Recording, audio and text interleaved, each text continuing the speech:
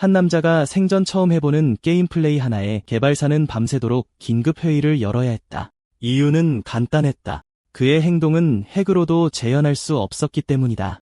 유저들은 노 어시스트 챌린지라는 사실을 받아들이기보다 차라리 그가 해커라고 믿으려 했다. 아무도 몰랐지만 그는 시스템 오류로 인해 꼬박 10년 동안 게임 속에 갇혀 있었다. 그는 초월자 프로젝트의 실험체로 전락했고 실험체들이 차례로 죽어나가는 동안 끝까지 버텨낸 바이위샤는 초인이 되었다. 하지만 전기 충격, 약물 주입, 신체 개조 등 비인간적인 실험은 그의 마음에 영원히 지워지지 않을 상처를 남겼다. 희생자 수는 끔찍하게도 수천 명에 달했다. 62번 실험체였던 바이위샤는 점점 줄어드는 생존자들 속에서 무너지기 직전이었다. 그는 결국 혼자 남겨질 것을 두려워했다. 타오르는 전류는 쉬야를 죽음의 문턱으로 몰아넣었다. 그녀는 더는 버틸 수 없다며 울면서 바이위샨에게 작별을 고했다. 바이위샨은 그저 지켜볼 수밖에 없었다. 얼마 지나지 않아 또 다른 남자 동료가 쓰러졌다. 그의 마지막 소원은 바이위샨이 살아남는 것이었다. 처음에는 그저 극도로 현실적인 게임일 뿐이며 곧 탈출할 수 있을 거라 믿었다. 하지만 시간이 흐르면서 이것이 새로운 현실이 되었음을 깨닫고 절망에 빠졌다. 리버스 플래닛은 가상현실 게임이었다. 오랫동안 전 세계 게임 차트 1위를 차지하고 있었다. 차원 관문, 초능력, 침략 전쟁 같은 주제로 엄청난 인기를 끌었다. 소위 친구라는 녀석의 꼬임에 넘어가 접속했다. 그것이 돌아올 수 없는 길이 될 줄은 꿈에도 몰랐다. 그는 살아남아 복수하겠다고 맹세했고 다른 생존자들과 함께 탈출을 계획했다. 하지만 수많은 고난 끝에 마침내 출구에 도달했을 때 그들을 기다린 것은 자유가 아니라 길을 막는 훨씬 더 강력한 감시자였다. 남자는 얼굴 가득 피해 굶주린 뒤틀린 미소를 지으며 이곳이 너희들의 무덤이 될 것이라고 선언했다. 일행은 이런 결과를 예상하지 못했지만 앉아서 죽을 생각은 없었기에 재빨리 전투 계획을 세웠다. 무기를 든 자들이 전선을 지키는 동안 바이위샤는 후방에서 지원했다. 남자는 그들이 자신감만 넘치는 바보들에 불과하며 한 번에 쓸어버리기 좋은 사냥감이라고 생각했다. 전투는 처참할 정도로 치열했다. 모두 죽었다. 결국 바이위샤는 맨손으로 남자의 목을 졸라 죽였다. 바이위샤는 눈물을 터뜨리며 무너져 내렸다. 하지만 다음 순간 기이한 일이 일어났다. 쓰러진 동료들의 시신에서 검은 그림자가 기어나왔다. 하나하나가 분노와 원한으로 가득 차 있었다. 그렇게 그는 연구시설을 탈출했다. 눈 깜짝할 사이에 10년이 흘렀다. 그 10년 동안 바이위샤는 계속해서 죽였다. 사랑했던 이들을 위해 그는 끊임없이 목숨을 거두었다. 경비대는 총구가 뜨거워질 정도로 공포에 질렸고 한 상담사는 혼란을 틈타 도망치려 했다. 하지만 바이위샤는 그를 놓아줄 생각이 전혀 없었다. 하지만 끝없는 복수의 순환은 그를 지치게 만들기 시작했다. 모두가 그에게 복수를 강요했다. 그는 무너지기 직전이었다. 언제까지 이렇게 살아야 하는 걸까? 죽을 때까지 이렇게 살아야 하는 건가? 그 순간 10년 넘게 기다려온 시스템 창이 나타났다. 시스템 알림 특별 임무, 버그 수정, 초월자 프로젝트의 총책임자를 제거하십시오. 보상, 원래 세계로 돌아갈 기회. 바이위샤는 믿을 수 없다는 듯 임무를 쳐다보았다. 마침내 탈출할 기회가 나타난 것이다. 장면이 바뀌었다. 한 금발 남자가 땅에 무릎을 꿇고 소리쳤다. 왜 이러는 겐가? 영광을 누리기까지 이제 한 걸음 남았는데. 그는 초월자 프로젝트의 총책임자였다. 그의 경호원들은 이미 바닥에 널브러져 있었다. 그에게 가장 가까이 있던 흰머리 남자가 그의 멱살을 잡았다. 나한테 왜냐고 묻는 건가? 설마 정말 모르는 건 아니겠지. 금발 남자는 그의 손을 쳐냈다. 닥쳐. 81번 실험체. 너 같은 쓰레기에게 말하는 게 아니다. 바이위샨 선생, 당신은 필멸의 몸으로 초월의 경지에 올랐소. 당신이야말로 진정한 초인입니다. 당신은 초월자 프로젝트의 가장 완벽한 창조물이에요. 당신이 원하는 것이라면 무엇이든 드리겠습니다. 당신은 저 바보들과는 완전히 다릅니다. 바이위샨의 손바닥에 옅은 흰 안개가 피어올랐다. 그의 대답은 아니었다. 금발 남자의 얼굴에 당혹감이 스쳤다. 잠깐, 저 멍청 이뿐만이 아니야. 나를 죽이면 모든 게 끝날 것 같나? 조직은 자신들에게 맞서는 자를 결코 용서하지 않을 것이다. 너뿐만 아니라 내 가족, 친척, 동료 모두가 파멸할 거다. 바이위샤는 애초에 그를 죽이러 온 것이었다. 그런 협박은 아무 의미도 없었다. 흰머리 남자는 피가 튄 것이 짜증난다는 듯 혀를 찼다. 그는 아직 금발 남자에게 물어볼 것이 있었지만 바이위샨이 이미 그를 죽여버렸다. 그도 모르는 사이 바이위샨은 전혀 듣고 있지 않았다. 그의 시선은 시스템 창에 고정되어 있었다. 시스템 알림 특별 임무 버그 수정 완료. 모든 특별 임무가 완료되었습니다. 약정된 보상이 지급됩니다. 원래 세계로 돌아가시겠습니까? 바이위샨의 떨리는 손가락이 얘를 향해 움직였다. 드디어 자유로워질 수 있었다.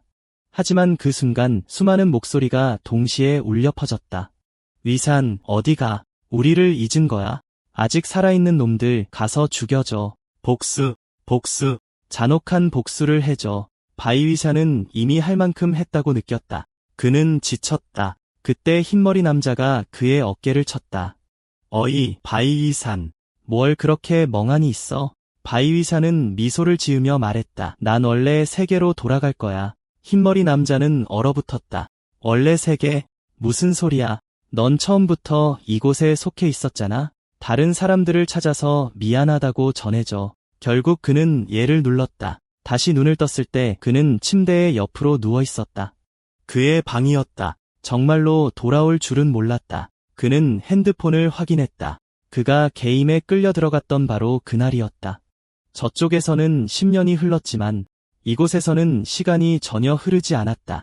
거울에 비친 자신의 모습에서 상처와 근육은 사라져 마치 모든 것이 꿈이었던 것 같았다.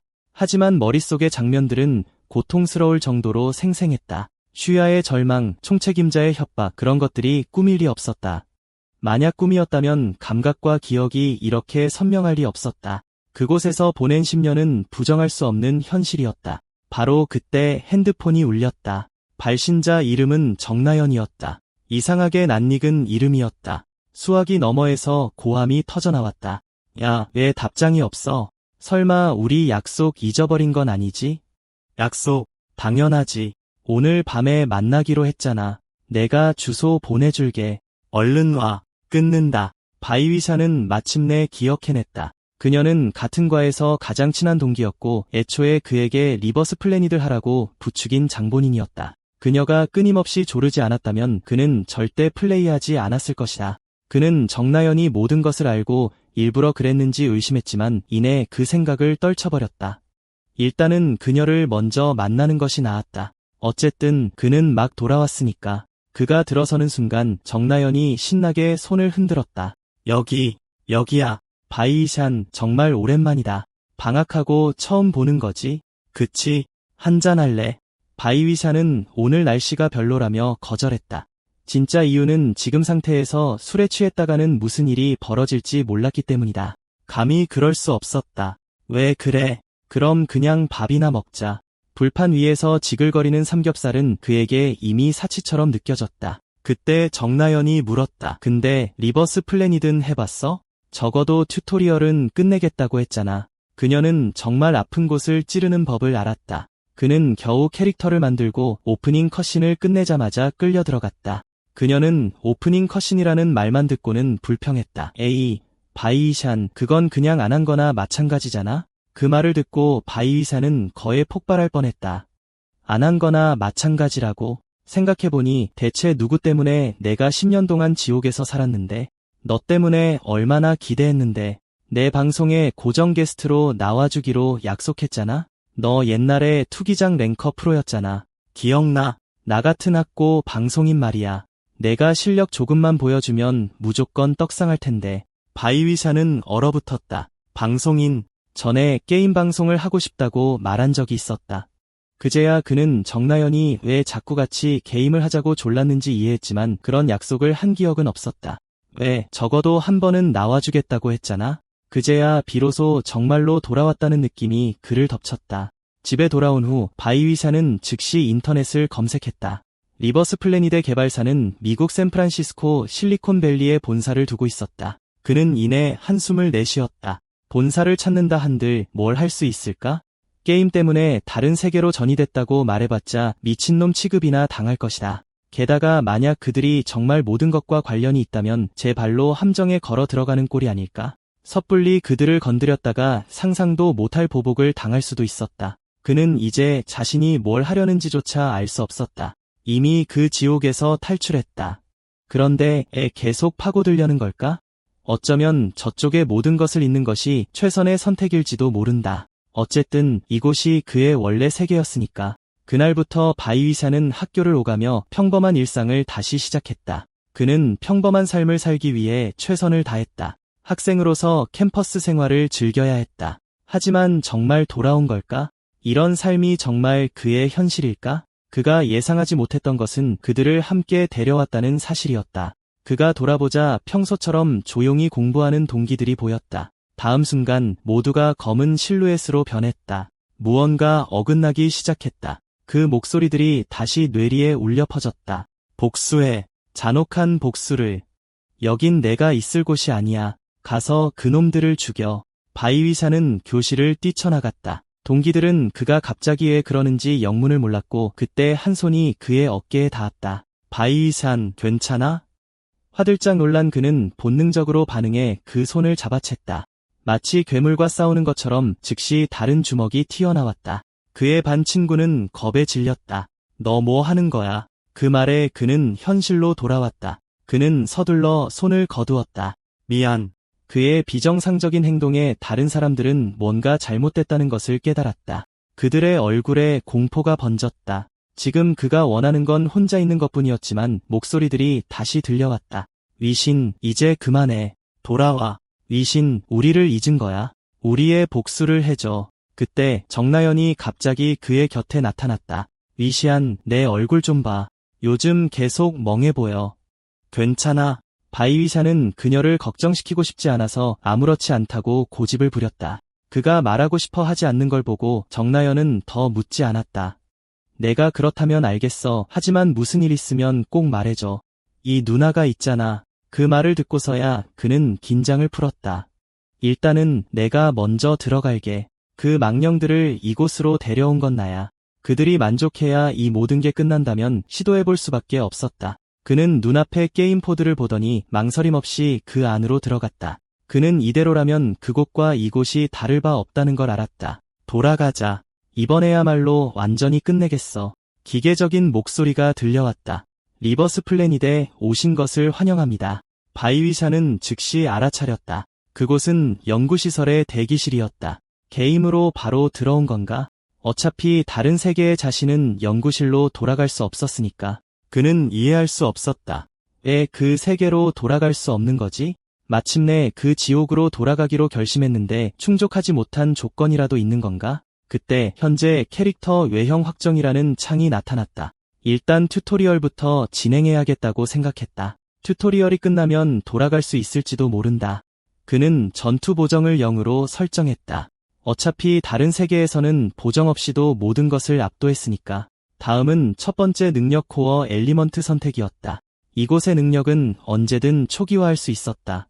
리버스 플래닛의 능력 시스템은 코어 엘리먼트에서 시작해 여러 서브 엘리먼트로 강화하여 빌드를 완성한다.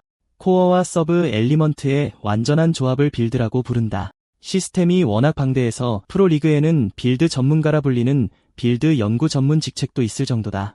그가 한때 초인이라는 칭호를 얻었던 것도 바로 그 코어 엘리먼트 선택 때문이었다. 그때 방송이 울려 퍼졌다. 피엄체 48번. 게임에서는 각성 과정 자체는 보여주지 않는군. 이해는 됐다.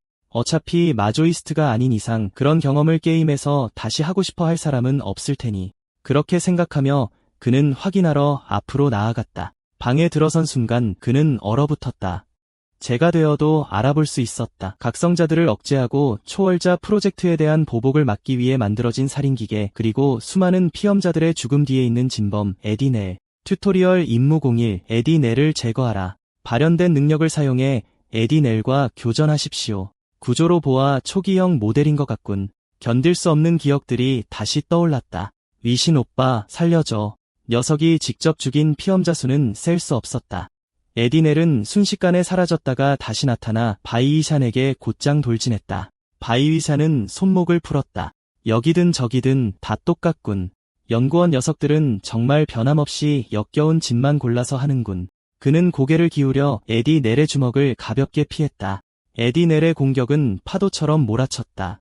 이 방에 들어온 자는 누구든 제거하라는 단순한 명령을 따를 뿐이었다. 하지만 아무리 공격해도 바이위사는 손쉽게 피해냈다.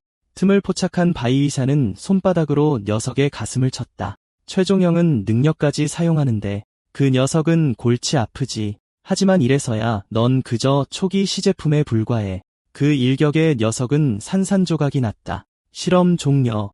바이위산이 보여준 수준은 이미 일반 피험체들의 수준을 한참 뛰어넘었다. 임무 완료. 에디 넬 제거 완료. 바이위산은 이미 다음 실험으로 넘어가고 싶어 했다. 그때 날카로운 경보음이 울려 퍼졌다. 연구시설에 갇힌 모든 무고한 피해자들에게 알린다. 모든 수단을 동원해 즉시 탈출하라. 정부가 개입했군. 여자는 이해할 수 없었다. 왜 정부 요원들이 여기에 있는 거지? 그리고 저 목소리 바이위샨에게는 익숙하게 들렸다. 튜토리얼 임무공이 연구시설을 탈출하라. 시설을 떠나 외부 구역으로 도달할 방법을 찾으십시오. 다음 순간 그의 머리 위에서 폭발이 일어났다. 바이위샨은 일단 빠져나가야 한다는 것을 알고 전속력으로 달렸다. 폭발이 멈추자 복도는 에디넬의 파편으로 가득한 폐허가 되어 있었다. 그는 벽에 쓰러져 있는 남자를 보고 차원 관리국 휘장을 발견했다. 적은 아니었군. 당신도 피해자군요. 그렇죠. 여기까지 왔다는 건 탈출하려는 거겠지. 마침 잘 됐군. 내가 도와줄 수 있을지도 모르겠어. 그 말과 함께 남자는 무기고처럼 보이는 곳을 열었다. 이 중 아무거나 하나 골라서 가져가. 그리고 이거 밖에 나가면 이걸로 무선 신호를 보내. 관리국에서 데리러 올 거야. 말을 마치자마자 그는 숨을 거두었다. 바이위샤는 그곳에 웅크리고 생각에 잠겼다. 그는 이것이 게임에서 요구하는 각본일 뿐이라고 의심했다. 그가 눈치채지 못한 것은 또 다른 에디넬이 이미 그의 뒤에 나타났다는 것이었다. 결국 그는 쇠사슬이 달린 낫을 선택했다. 기분이 끔찍했다. 도대체 무슨 일이 벌어지고 있는지 이해할 수 없었다. 같은 시각 강소율이라는 게임 스트리머가 게임에 접속해 거만하게 선언했다. 제가 국민 갓겜 리버스 플래닛을 하다니 믿을 수가 없네요. 제 마이너 게이머 부심이웁니다. 채팅창이 폭발했다. 자기가 마이너 게이머인 건 아네. 메이저 게임 직접 고르신 거 아닌가요? 국민 갓겜에 대한 반응이 이거라고? 이해를 못하겠네. 누가 벌칙으로 리플랜 방송하라고 칼 들고 협박함? 강소율은 짜증이 났다. 아니, 그 벌칙 제가 정한 거 아니거든요. 여러분들이 정했잖아요. 하지만 제가 하겠다고 했으니 지켜야죠. 저는 시청자 바보니까요. 약속은 절대 어기지 않는 여자라고요. 채팅창은 즉시 반격했다. 다음에 진짜 인기 게임 한다는 거짓말을 몇 번이나 했더라? 지난번에도 메이저라고 해놓고 또 마이너 게임 꺼내 들었잖아. 그래도 너무 뭐라 하지마.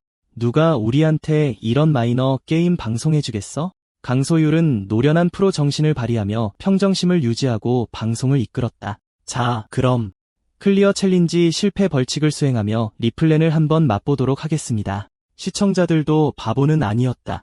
그녀가 화제를 돌리고 있다는 걸 알았다. 신규 유저는 정석대로 진행해야죠. 그녀는 원래 외형을 유지하고 화려한 화염 속성 능력을 선택했다.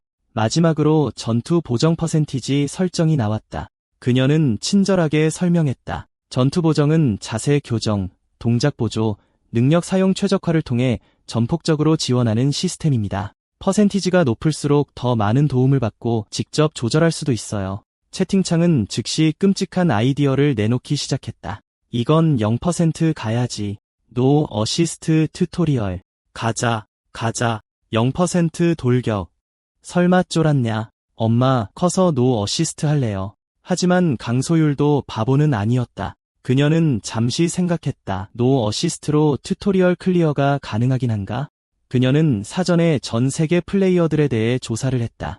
노 어시스트 모드를 선택하는 비율은 사실상 0에 가까웠다. 마이너 게임으로 다져진 탄탄한 피지컬이 있었지만 보정이 없으면 존재하지 않는 제3의 손을 조종하는 느낌이라고 들었다. 그녀는 실현 가능성이 없다고 생각했다. 이 팬들은 내가 망신당하는 꼴을 봐야 직성이 풀리겠지. 그녀는 즉시 귀여운 척을 했다. 에이, 여러분, 노 어시스트는 좀 그렇잖아요. 그때 임무창이 나타났다. 노 어시스트로 튜토리얼을 클리어하라. 보상 50만 원. 그녀의 표정이 순식간에 바뀌었다. 눈이 돈 모양으로 변한 그녀는 양심을 버리고 말했다. 이런 것에 도전해야 진정한 스트리머라고 할 수 있죠. 시청자들은 속지 않고 바로 농담을 던지기 시작했다. 미션 뜨자마자 태세 전환하는 거 봐. 레전드급 태세 전환. 자본주의의 망령 강소율. 마치 아드레날린을 맞은 것처럼 흥분한 강소율은 선언했다. 튜토리얼 깰 때까지 노 어시스트 모드로 가겠습니다. 그녀는 거의 즉시 후회했다. 여러분, 이게 정말 맞는 선택일까요? 그녀는 에디넬에게 즉시 한 방에 죽었다. 너무 화가 나서 눈물이 핑 돌았다. 설명조차 없잖아. 바로 싸우게 만들고 심지어 기습까지 한다고. 몇몇 시청자들은 그녀를 위로하려 했다. 2분 버틴 것만 해도 대단한 거야. 프로 선수들도 많이들 져. 노 어시스트 모드의 코어 엘리먼트 하나뿐이잖아.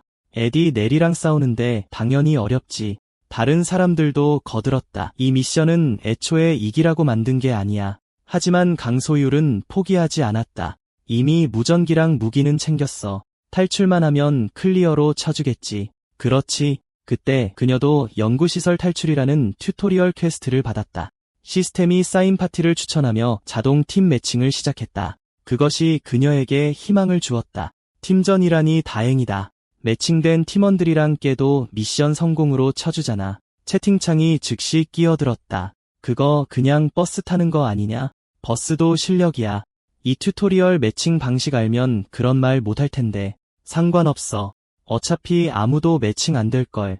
행운을 빌어. 마지막 두 메시지는 예언 같았죠. 시스템 창이 떴습니다. 매칭 실패. 강소율은 멍하니 바라봤습니다. 어떻게 이럴 수가 있지? 리버스 플래닛은 국민 게임인데 유저가 엄청 많을 텐데. 시스템 메시지 팀 검색 범위 확장 중. 진행 중인 미션도 매칭 풀에 포함됩니다. 봐요. 안 될 거라고 했잖아요. 근데 대체 누군가 설명했다. 전투 보정유리 같은 유저끼리만 매칭된다고. 어떤 미친놈이 튜토리얼을 노 어시스트로 깨냐고? 잠깐. 그럼 매칭된 팀원도 노 어시스트라는 거 아니야? 완전 노 어시스트 스쿼드네. 이건 버스가 아니잖아.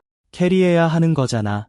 노 어시스트 팀이 이걸 깨면 내가 인정한다. 강소율은 이미 퀘스트를 취소할까 고민하고 있었습니다. 그때 기적이 일어났습니다. 팀 매칭 성공. 그녀는 비명을 지르며 취소 버튼을 연타했지만 너무 늦었습니다. 진행 중인 튜토리얼 미션에 참여합니다. 연구시설 탈출. 그녀는 망했다. 미션 지역에 도착한 순간 그녀는 얼어붙었습니다.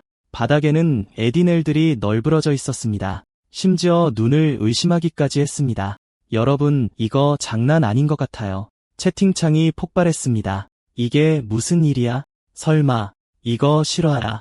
노 어시스트 팀이 해냈다고? 이건 미쳤어. 프로게이머가 부캐로 양악하는 건가? 가장 충격적인 건 이거였습니다. 총으로 잡은 게 아니라는 점. 노 어시스트 모드에서는 총기도 지급되지 않는데 저렇게 많은 에디넬을 쓸어버렸다고. 강소율은 기뻐 날뛰었습니다. 이거 완전 버스잖아. 빨리 이 고수님을 찾아야 해. 그때 백류신은 에디넬 몇 마리를 더 처리했습니다. 갑자기 그의 시선이 한쪽으로 향했습니다. 강소율이 몰래 다가왔습니다. 여기 계신 분. 그녀가 말을 끝내기도 전에 피 묻은 칼날이 얼굴 바로 앞에 나타났습니다. 강소율은 공포에 질려 얼어붙었습니다. 칼날은 그녀에게서 불과 0.01cm 떨어져 있었습니다. 그녀는 비명을 지르며 뒤로 물러났습니다. 살려주세요. 그녀가 적이 아님을 확인한 후 백류신은 칼을 거두었습니다. 죄송합니다. 제 실수입니다. 그는 몸을 돌려 떠나려 했습니다. 잠깐만요. 우리 같은 팀으로 매칭됐어요. 그렇죠? 혹시 괜찮으시면 같이 다닐 수 있을까요? 그가 대답하기도 전에 강소율은 그를 따라갔습니다. 저는 강소율이라고 해요. 인터넷에서 개인 방송을 하고 있어요. 참고로 지금 방송 중이에요. 방송에 나와도 괜찮으세요? 사생활 보호를 켜놔서 얼굴은 모자이크 처리될 거예요. 백류신이 갑자기 멈춰섰습니다. 강소율은 그를 귀찮게 했다고 생각하며 움찔했습니다. 대신 누군가가 나타났습니다. 탈출한 실험체다. 죽여. 살려둘 필요 없어. 즉시 총성이 터져 나왔습니다. 타타타타. 강소율은 머리를 감싸고 바닥에 엎드렸습니다. 이 난이도는 뭐야? 아직 튜토리얼인데. 이어진 것은 그녀가 평생 잊지 못할 광경이었습니다. 백류신은 총알을 피했고 그의 속도와 발놀림은 비현실적이었습니다. 그의 손에 들린 사슬낫은 무시무시한 위력을 발휘했습니다. 기관총을 든 남자가 근접 무기를 휘두르는 사람에게 지는 것은 완전히 상식에 어긋났습니다. 채팅창이 폭발했습니다. 저게 대체 뭐야? 저 사슬 무기 미쳤다. 강소율은 우스꽝스러워 보이는 것도 신경 쓰지 않았습니다. 근처에 숨어서 그녀는 진심으로 물었습니다. 제가 리버스 플래닛을 잘 모르긴 하지만 이런 플레이는 완전히 상식 밖이죠. 그렇죠? 노 어시스트로 저런 무기를 어떻게 쓰는 거지? 네. 이건 말이 안 돼요. 나 지금 뭘 보고 있는 거지? 저 사람이 무슨 능력 쓰는지 아는 사람? 방금은 빨갰는데 갑자기 하얗게 변했어. 사슬 움직임을 보니 바람인가? 아니, 바람이었으면 훨씬 더 티가 났을 거야. 염동력 같지도 않은데. 뭔지는 모르겠지만 PVP에서 저런 사람 만나면 그냥 발릴 자신 있다. 눈 색깔을 바꿔 신체 능력을 올리는 코어 엘리먼트. 그런 건 하나뿐이야. 완전한 존재. 완전한 존재? 강소율은 놀랐습니다. 그거 능력 못 쓰게 만드는 거 아니에요? 다들 쓰레기라고 절대 고르지 말라는 그거? 맞아. 그래서 이해가 안 되는 거야. 완전한 존재는 리버스 플래닛의 대표적인 코어 엘리먼트 중 하나입니다. 신체 능력치와 능력 저항력을 대폭 증가시키지만 모든 능력 스킬을 비활성화하는 대가를 치릅니다. 그 단점 때문에 유저들은 전설급 지뢰픽으로 여깁니다. 리버스 타임 포럼에서 완전한 존재는 오랫동안 즉시 블랙리스트 1위를 차지했습니다. 진짜 이 쓰레기 코어는 왜 존재하는 거냐? 능력을 못 쓴다는 것만으로도 끝났지. 팀에 이거 고르는 놈 있으면 바로 나가라. 지지. 강소율은 그들의 논리가 타당하다고 생각했습니다. 네, 정말 비정상적이긴 하네요. 능력을 중심으로 만들어진 게임에서 능력을 전혀 못 쓰는 빌드를 선택하다니. 다른 사람들도 덧붙였습니다. 나 리버스 플래닛 몇 년 했는데 완전한 존재 고수하는 사람 본 적 없어. 호기심에 해본 사람들은 비명 지르면서 계정 삭제했지. 완전한 존재의 또 다른 특징은 사용자의 눈이 하얗게 변한다는 것입니다. 노 어시스트 모드에서는 순수하게 신체 능력치에 집중하는 게 오히려 이점일 수도 있겠네요. 네. 어차피 어시스트 없이는 능력 쓰기 힘드니까 그걸 버리고 모든 포인트를 피지컬에 쏟는 게 유효한 전략일 수도 있겠지만 그래도 그녀는 이해할 수 없었습니다. 백류신은 지금 레벨 1일 텐데 어떻게 저런 움직임이 가능한 거지? 이 사람 대체 누구야? 그녀는 사슬 무기 하나만으로 적들을 학살하는 이렇게 흉포한 남자를 본 적이 없었습니다. 마치 죽음의 화신 같았지만 영혼들은 만족하지 못했습니다. 유신, 아직 부족해. 더 잔인하게 복수해. 이 정도로는 우리를 만족시킬 수 없어. 바로 그때 나고자 한 명이 조용히 나타났습니다. 총구는 이미 그를 향하고 있었습니다. 백류신이 위험에 처한 것을 보고 강소율은 그의 앞으로 달려가 방아쇠를 당겼습니다. 탕, 탕, 탕. 세 발의 총알이 기습을 막았습니다. 공격자는 분노로 몸을 떨었습니다. 그 모든 계획 끝에 작은 실수 하나라니. 이미 바닥에 엎드린 강소율이 한 발 더 쐈습니다. 공격자는 즉시 처리되었습니다. 강소율은 전문가처럼 총구에 입김을 불며 포즈까지 취했습니다. 채팅창은 즉시 환호했습니다. 쩐다. 방금 멋있었어. 에임 장난 아니네. 진짜네. 마이너 게임 하려면 총은 잘 쏴야지.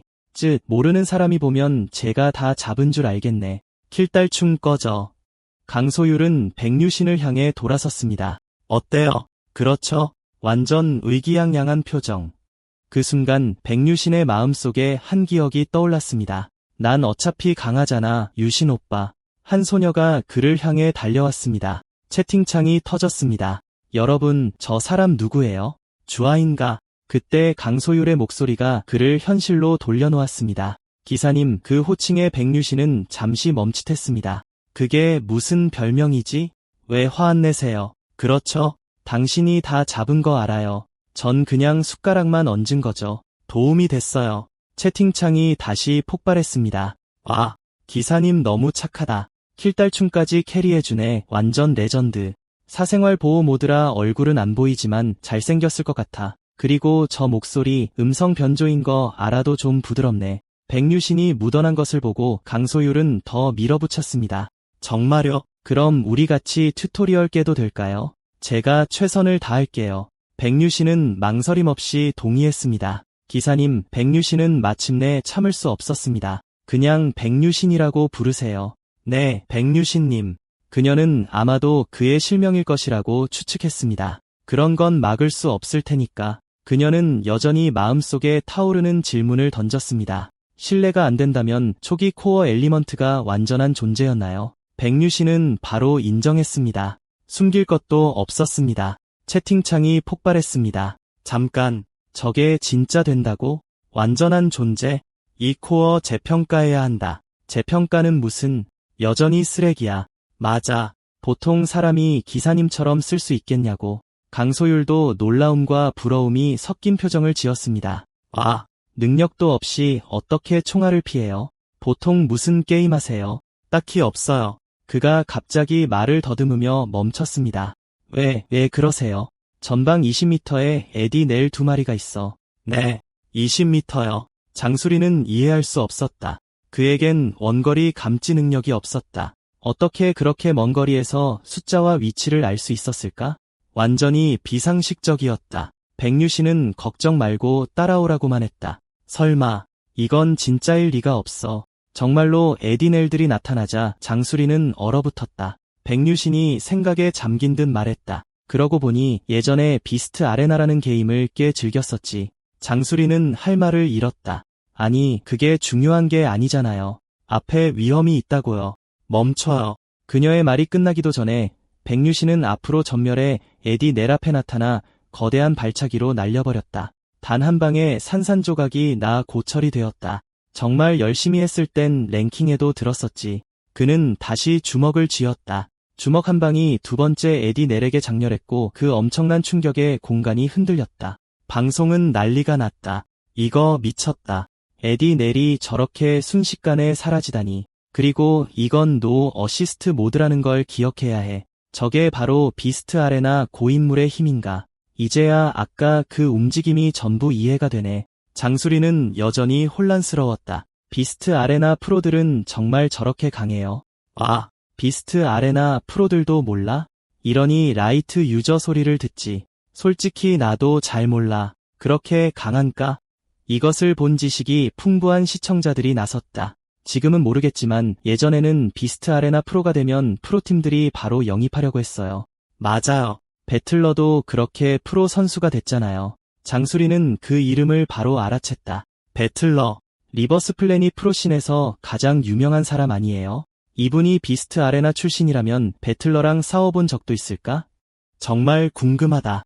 운전기사님이 배틀러랑 PVP에서 붙으면 어떨까? 두 에디넬을 처리한 후 백류신은 계속 앞으로 나아갔다. 곧 그들은 연구시설의 출구에 도착했다. 앞에서 큰 목소리가 울려 퍼졌다. 여기까지 오다니 제법이군. 유감이지만 이곳이 내 놈들의 무덤이 될 것이다. 백류신의 오랜 지인이자 시설의 경비대장, 바로 튜토리얼 보스였다. 그의 오만함은 변함이 없었다. 걱정 마라.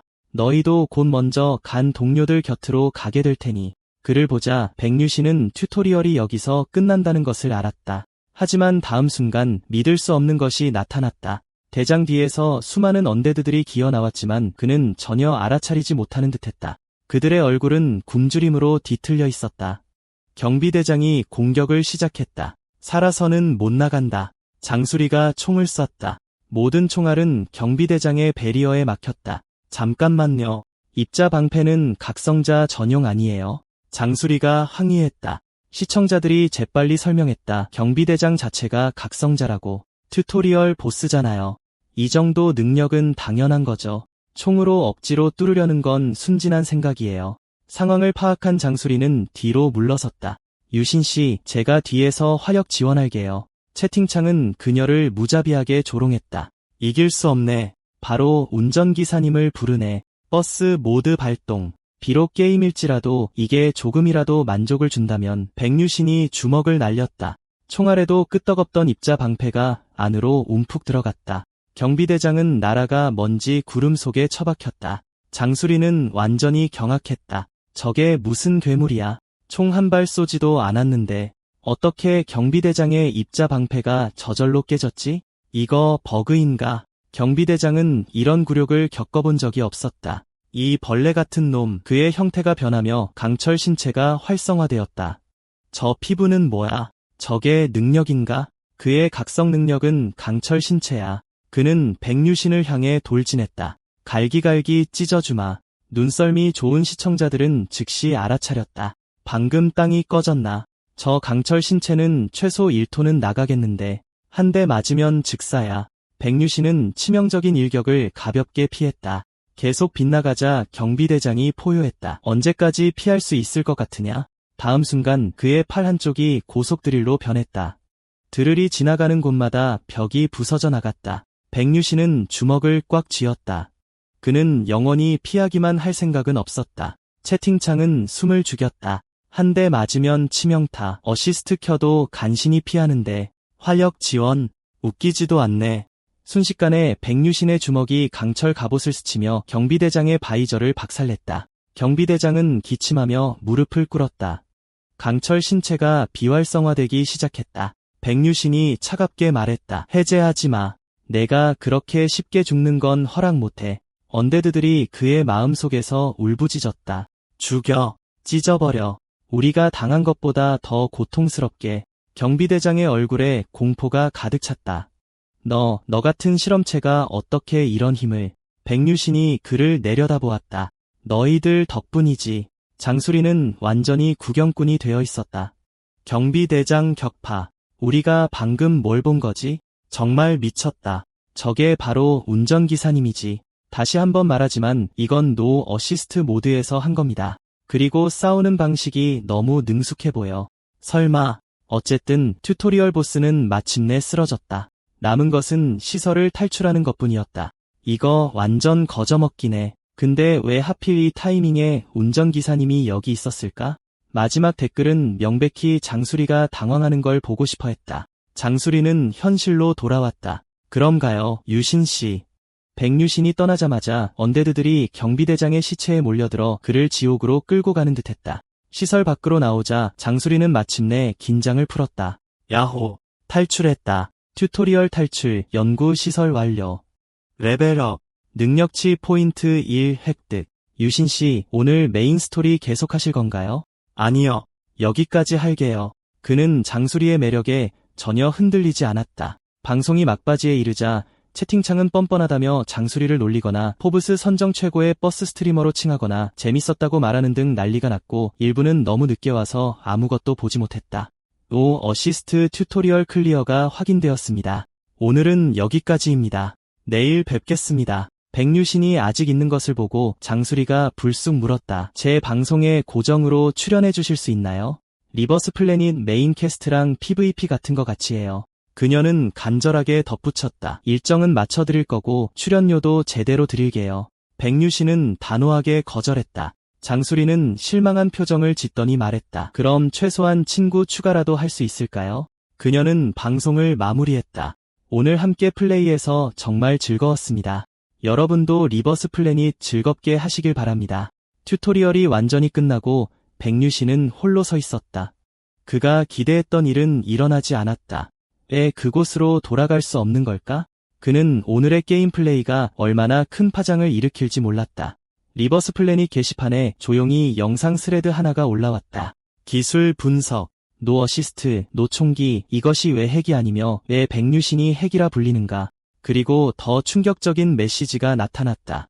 익명의 시청자 62번님이 300만원을 후원했습니다. 현실로 돌아온 기분은 어때? 다음날 이른 아침 리버스 플래닛 개발사 플래닛 어스의 스미타 지사. 단 한 명의 유저 때문에 그들은 전례 없는 상황에 직면해 있었다. 영상에는 백류신이 튜토리얼 보스를 잔혹하게 물리치는 장면이 계속해서 재생되고 있었다. 몇 번을 봐도 여전히 믿기지 않았다. 노 어시스트의 무기조차 없었는데 경비대장은 완전히 박살났다. 온라인 커뮤니티는 거의 합의에 도달했다. 이건 분명히 핵이다. 유저들은 회사 내부 게시판에 몰려와 해명을 요구했다. 지부장은 관자놀이를 문질렀다. 이거 핵이 아니라고 확신하나? 금발의 기술자가 단호하게 대답했다. 확실합니다. 만일을 위해 캐릭터 생성부터 모든 데이터를 검토했습니다. 외부 조작의 흔적은 전혀 없었습니다. 솔직히 제가 수많은 핵을 봤습니다. 벽 뚫기, 맵 가로질러 질주하기, 완전 투명화 등등. 하지만 이런 움직임은 정말 처음 봅니다. 논리적으로 말이 안 됩니다. 어떤 핵으로도 재현할 수 없어요. 그의 목소리에는 질투심이 섞여 있었다. 핵이 아니라면 저놈은 물론 미친놈이겠죠. 아직 발견되지 않은 새로운 유형의 핵일 아주 작은 가능성은 남아 있습니다. 지부장은 동의했다. 어느 쪽이든 확실한 검증이 필요해. 한편 스무디 가게 안에서 백류신은 용나연과 데이트 중이었다. 그래서 나 때문에 커뮤니티가 난리라고? 백류신이 믿기지 않는다는 듯 물었다. 거에 그렇지. 완전 난장판이야. 너 때문에 노 어시스트 챌린지를 시작한 유저들도 생겼어. 게시판에서는 내가 핵 없이는 불가능하다고 거의 낙인 찍혔어. 모두가 실패하면서 여론은 널 완전히 핵쟁이로 몰아갔지. 내가 그 영상 처음 봤을 때 얼마나 놀랐는지 알아? 내가 내 본명을 말해버렸잖아. 바이위 씨는 도무지 이해할 수 없었다. 방송은 개인정보 보호 기능이 켜져 있었고 가면까지 썼는데 그녀가 자신을 알아볼 리가 없었다. 내가 직접 이름을 말한 거야. 게다가 내가 싸우는 방식은 전에도 본 적이 있어. 솔직히 내가 강한 건 알았지만 이 정도일 줄은 몰랐어. 널 모르는 사람이 보면 정말 핵처럼 보이긴 하더라. 그래서 연락이 온 거구나. 연락? 무슨 연락? 플래닛 코리아 지사에서 연락이 왔어. 내가 핵을 쓰는지 아닌지 검증하고 싶대. 바로 그때 장수레이에게서 메시지가 왔다. 바이위 씨는 한숨을 쉬며 스트리머를 통해 전달된 것이라고 설명했다. 용미연은 순식간에 가신 모드로 전환했다. 게임사가 직접 핵 검증에 나선다고? 이거 완전 어그로 대박인데. 그래서 수락할 거야. 바이위 씨는 사실 그러고 싶었다. 비록 스미타 지사일 뿐이지만 개발진과 가까워질 유일한 기회였다. 만약 충분히 높은 직급의 사람을 끌어들인다면 그 세계에 대해 무언가 알아낼 수 있을지도 모른다. 생각해 보겠다고 했는데 해보기로 했어. 나연은 그보다 더 신나 있었다. 정말 잘 생각했어. 리버스 플래닛을 계속할 거라면 먼저 확실히 해두는 게 좋아. 어딜 가나 핵쟁이라고 불리면 누구라도 기분 나쁘지. 난 별로 신경 안 써. 게다가 누가 널 알아보겠어? 얼굴도 공개한 적 없잖아. 바이위 씨는 그래도 약간의 희망을 품었다. 나연은 그 희망을 즉시 산산조각냈다. 이름을 바꾼다 해도 내 전투 스타일은 너무 독특해. 어빌리티를 거의 쓰지 않고 싸우는 사람이라니. 프로 씬에도 그런 사람은 없어. 요즘엔 프로들도 정체를 숨기려다 습관 때문에 들통나곤 해. 네티즌들의 눈은 날카로워서 그 신인 선수도 피하지 못했어. 자신도 모르는 사소한 버릇 때문에 정체가 드러났지. 그럴 만하네. 그래도 내가 동의해서 다행이다. 안 그랬으면 그 스트리머는 욕먹다 죽었을걸. 바이위 씨는 정말로 이해하지 못했다. 그는 그이고 장수레이는 장수레이지. 바보야. 이미 핵이라고 소리치는 사람들한테 그런 구분이 중요하겠어? 처음엔 널 공격하겠지만 곧 그녀에게 화살을 돌릴 거야. 바이위 씨는 인터넷이 얼마나 무서운지 깨달았다. 그는 장수레이에게 검증에 동의한다는 답장을 보냈다.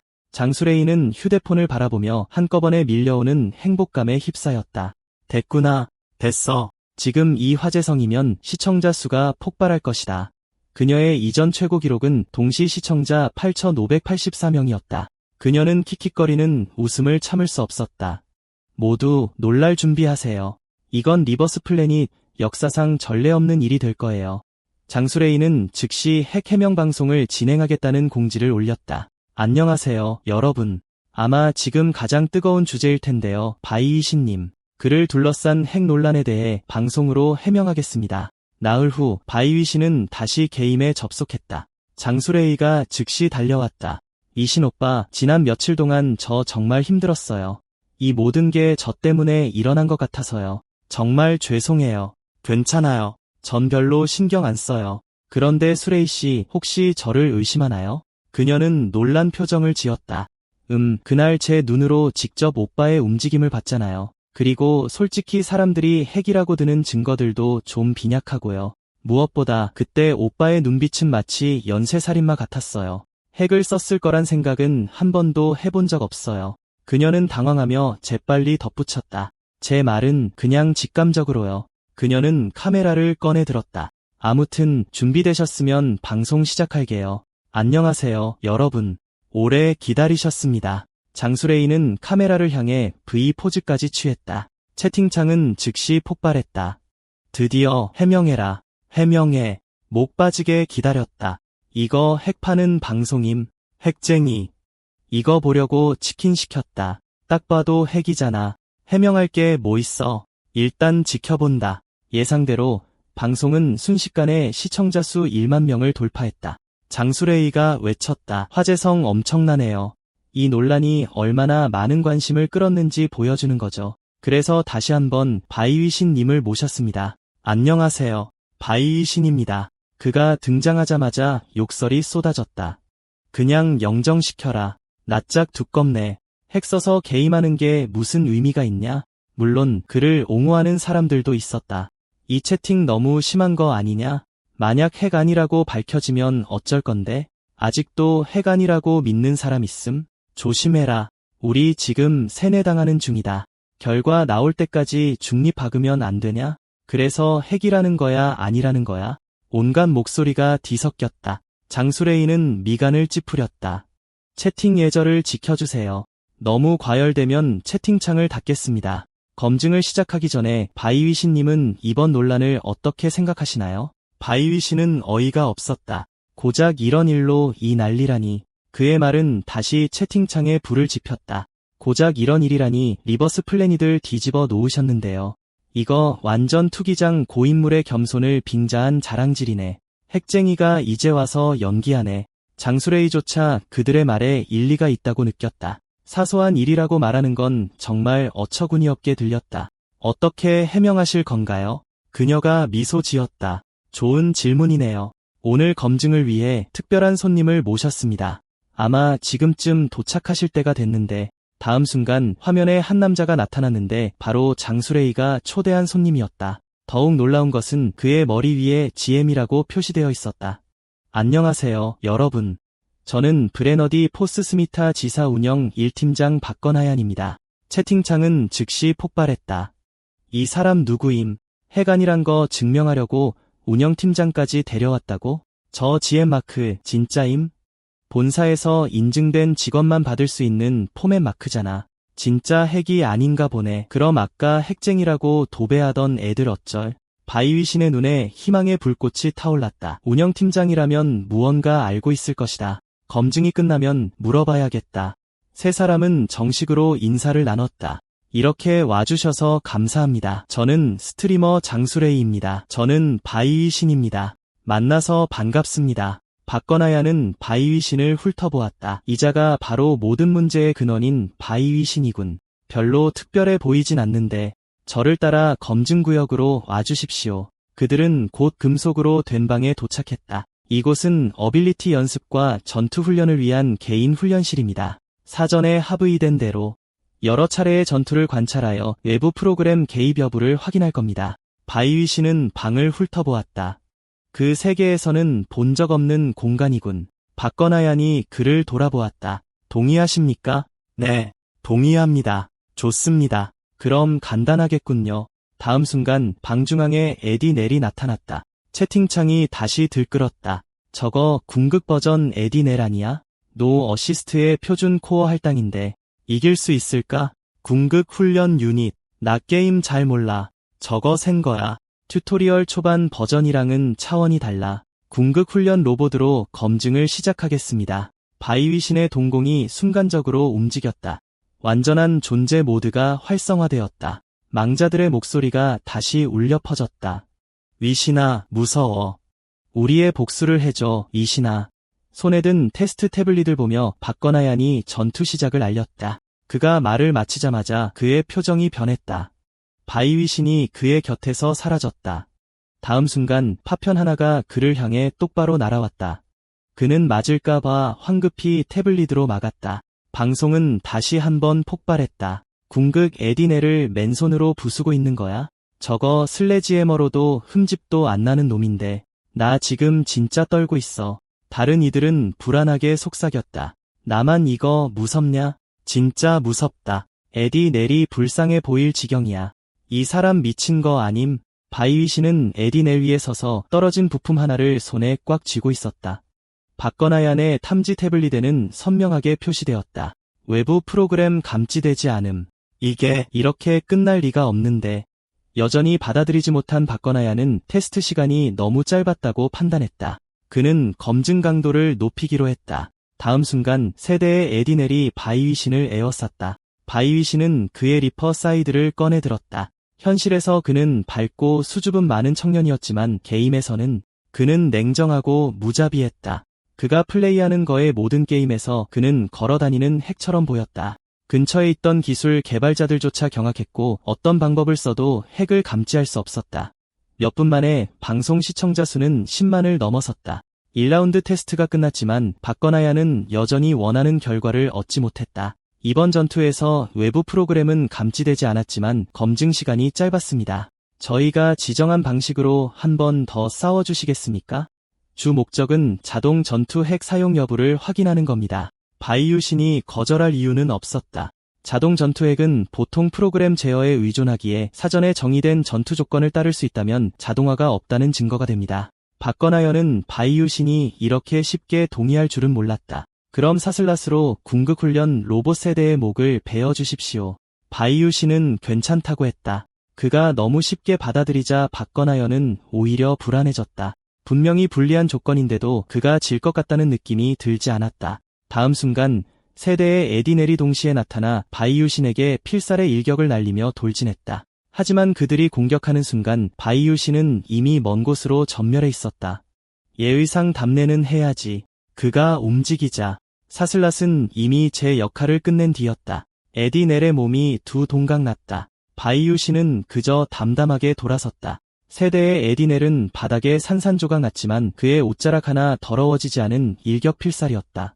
강수리가 흥분해서 소리쳤다. 그럴 줄 알았어. 내가 헛것을 본 게 아니었어. 나디 살아 움직이는 것 같았다고. 다들 봤지? 채팅창이 다시 폭발했다. 내가 방금 뭘 본 거지? 저 사슬랏 완전 사기네. 무기가 아니야. 저 사람이야. 맞아. 사슬랏은 보통 적을 끌어당기는 용도잖아. 그제야 박건아연은 충격에서 벗어났다. 검증 데이터는 이미 충분했다. 하지만 운영자로서 순수한 호기심이 솟구쳤다.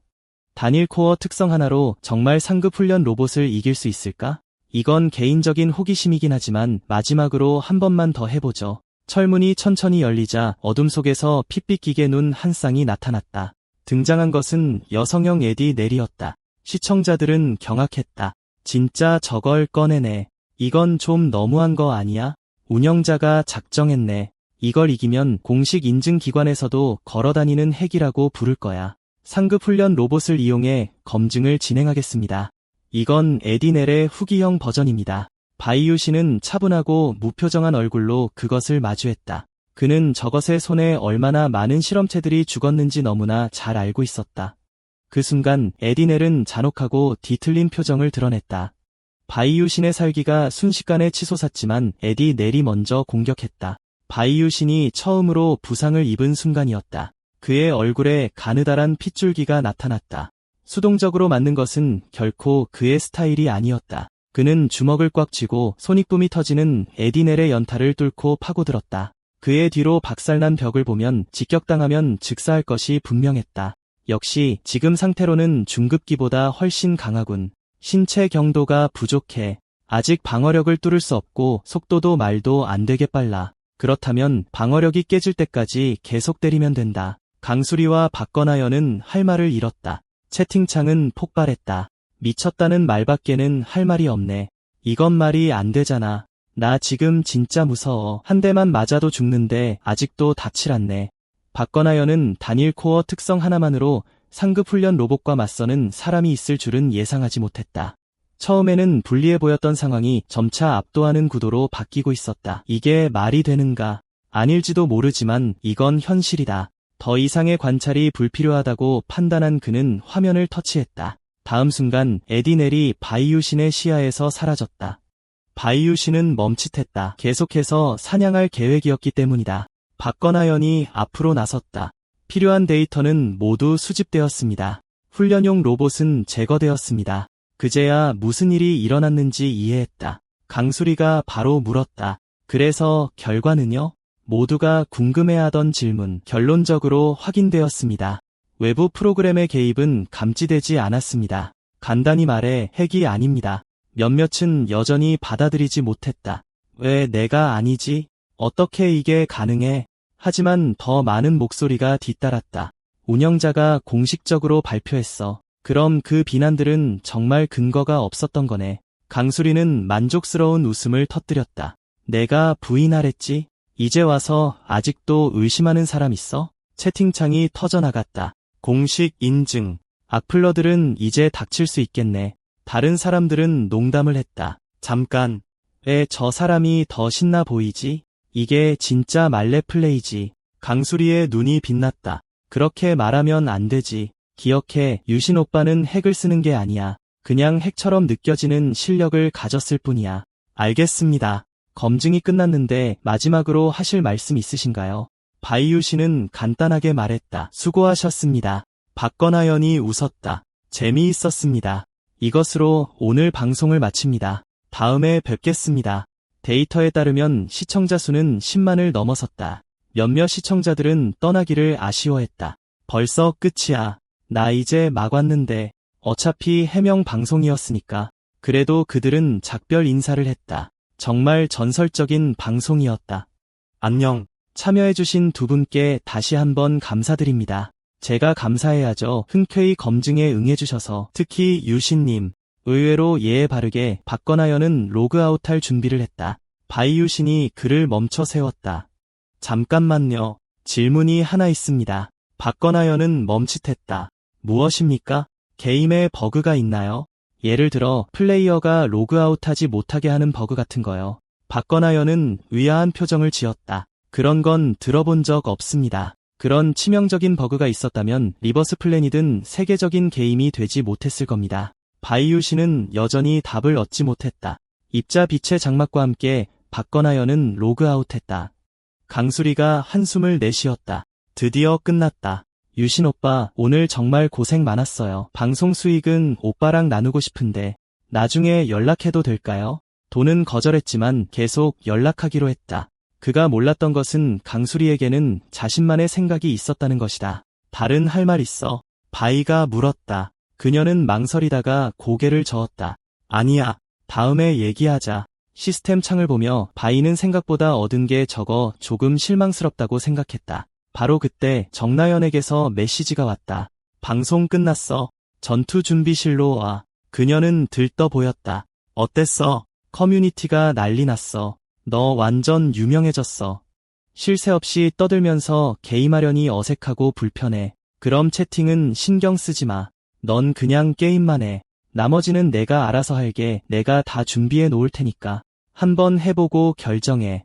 또다시 여기에 끌려올 줄은 몰랐다. 알았어. 그럼 이제 PVP 시간이야. 나연은 이미 결정한 상태였다. PVP, 플레이어 대 플레이어의 약자. PV와 함께 리버스 플래닛의 두 가지 핵심 모드 중 하나인 플레이어 간의 전투를 의미한다. PVP, 그것 때문에 날 여기까지 끌고 온 거야. 당연하지. 나랑 한 판도 안 싸우고 그만두면 내가 너무 서운하잖아. 그런 게 아니야. 그냥 이 게임이 나랑 안 맞는 것 같아. 일단 그만두고 그 먼 세계로 돌아갈 생각이었어. 정나연이 그를 쳐다보았다. PVP가 리버스 플래닛의 핵심이야. 튜토리얼만 해보고 판단하지 마. 바이유 씨는 그녀의 말이 일리가 있다고 생각했다. PV는 그 다른 세계와 너무 비슷하게 느껴졌지만 PVP는 완전히 새로웠다. 알았어. 해볼게. 좋았어. 내가 PVP에 대해 설명해줄게. 첫째, 결투. 이름 그대로 1대1이나 2대2로 매칭해서 세 판 2선승제로 싸우는 거야. 다음은 교전, 정복, 점령, 호위, 그리고 선멸전이야. 네 가지 모드 중 하나를 선택해서 5대5 팀전으로 고정돼 있어. 오늘 우리가 할 건 생존전이야. 100명의 플레이어가 여러 구역에 떨어져서 아이템을 줍고 싸워서 마지막 한 사람이나 팀이 이기는 배틀 로얄이지. 처음이니까 스쿼드 모드로 하자. 실력 좋은 팀원이 필요할 거야. 내가 추천해 줄 수 있어. 바이는 고개를 저었다. 필요 없어. 이미 좋은 녀석을 알고 있어. 그 다른 세계에서 초인이라고 불렸던 녀석을. 내가 연결하는 동안 내가 확정할게. 알았어. 스폰 지점, 군사기지, 정석적인 선택, 상급 장비와 고수들이 즐비한 생존 맵. 초보자에게는 친절하지 않지. 나연이 다시 장난스럽게 굴었다. 이 PVP 녹화해서 짧은 영상으로 올려도 될까? 바이는 미간을 찌푸렸다. 좋아. 대신 얌전히 있고 거리 유지해. 응. 나연이 선택을 확인했다. 2개의 팝업이 떴다. 스폰 설정 완료. 1구역 군사기지. 60초 후에 매치가 시작됩니다. 나연이 경례했다. 살아서 보자, 친구. 바이유신은 녹색 옷을 입은 남자와 함께 버려진 건물 안에 나타났다. 위험을 감지하지 못한 남자가 중얼거렸다. 3층 복도? 여긴 별거 없네. 이동하자. 말이 끝나기도 전에 바이유신은 이미 그의 뒤에 있었다. 다음 순간 불꽃이 피어올랐다. 나연은 갑자기 뜬 알림을 멍하니 바라봤다. 바이유신님이 행운의 날님을 처치했습니다. 나연은 얼어붙었다. 이렇게 빨리 시작하자마자 킬이라니. 잠수 플레이 수준이라는 게 농담이 아니었네. 킬 알림이 계속해서 떴다. 바이유신님이 젠젠팬님을 처치했습니다. 바이유신님이 이서준님을 처치했습니다. 바이유신님이 지키는 사랑님을 처치했습니다. 바이유신님이 김아유님을 처치했습니다. 바이유신님이 잠깐만님을 처치했습니다. 어떻게 저게 가능한 거지?